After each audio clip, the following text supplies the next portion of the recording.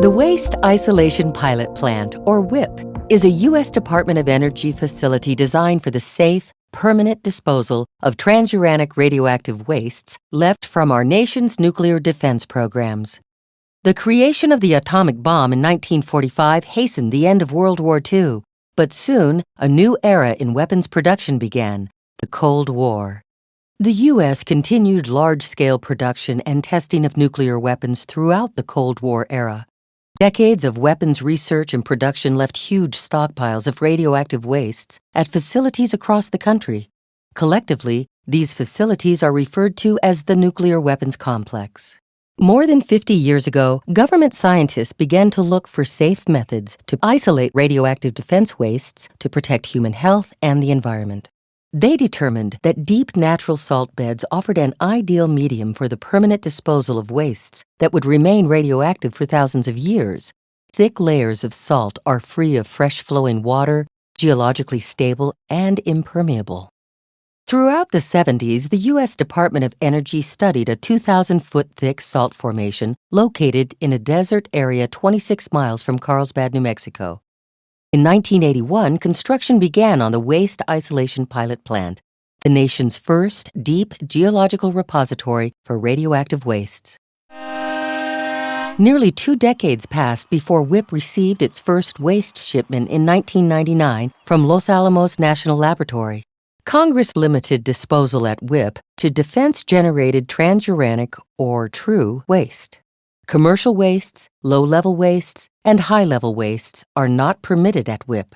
True waste generally consists of clothing, tools, rags, and other items contaminated with plutonium and other man-made radioisotopes that have atomic numbers greater than 92 on the periodic table of elements. The term transuranic means beyond uranium. There are 2 categories of true waste: contact-handled and remote-handled waste. Remote-handled true waste emits more penetrating radiation than contact-handled waste, and therefore must be shielded and handled with machinery and robotic equipment. Contact-handled waste, once sealed inside the disposal container, can be safely handled by workers under controlled conditions. Approximately 96% of the waste destined for WIPP is contact-handled true waste.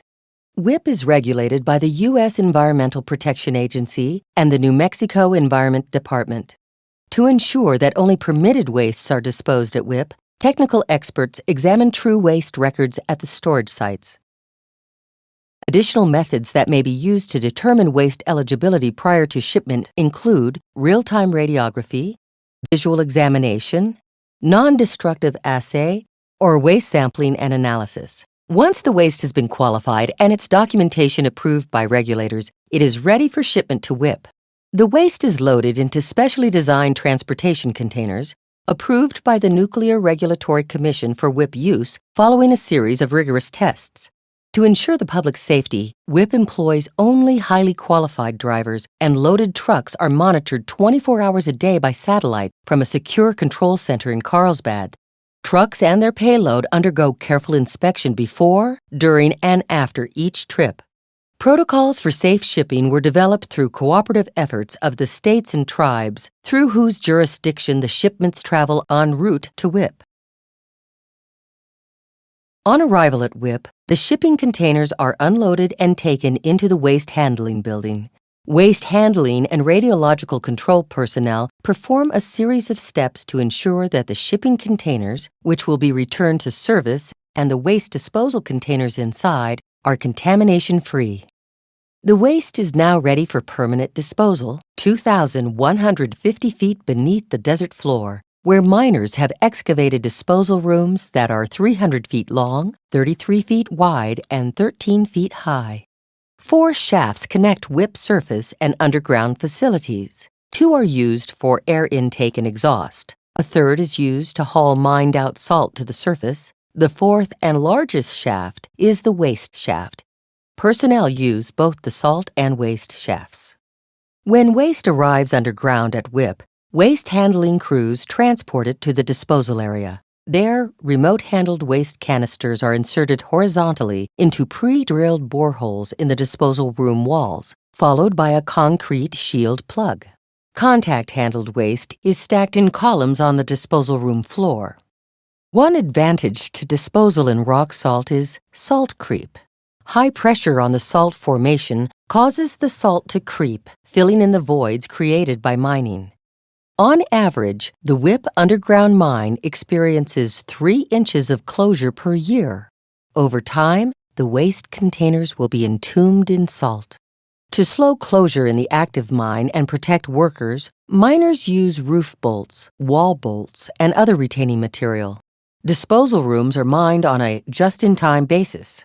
Engineered safeguards and the WIPP repository's natural geologic barriers provide a safe, long-term solution for true radioactive wastes. The project's continued success is of great importance to governments worldwide seeking safe solutions to man-made radioactive materials. Today, cleanup has been completed at a number of sites, years ahead of initial projections. WIPP is expected to complete its mission by 2034. Thousands of waste containers have been safely disposed, nearly 1/2 mile underground at WIPP. Isolated forever. For more information about WIPP, the world's first licensed deep geologic repository for defense radioactive wastes, see the WIPP homepage. Call WIPP's toll-free information center or send us an email.